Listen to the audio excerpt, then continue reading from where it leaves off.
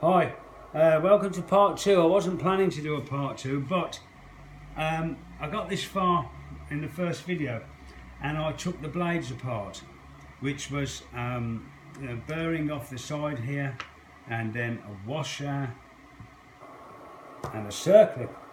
Now, which I've probably lost by the looks of it. What I was wanting to add onto the video, here's the circlip here. I am so glad I've just found that. This is real life, isn't it? When you take this drive wheel off here and you take your blades off, if you're going to replace them, the drive mechanism is a little bit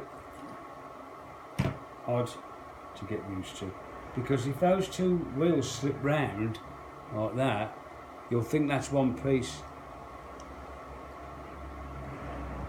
and when you put it on, when you put it back together, there's that little pip there that goes on the smaller hole. What you must do is you've got to separate these. This is not one piece, this is two pieces, the size of two 10p pieces, and with the grease they really clamp together, and it looks like it's one piece, but it's not, it's two, and it just won't come apart. And they've got to be separated to make the blades go in different directions, otherwise both blades operate at both sides, both at the same time.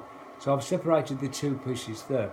So you put your one on like that, and then the other one goes the other way round with the two little bits sticking out of that. So you've got one that way, then one that way, and then you put your drive on, your blades on, and then it should work when you put it back together.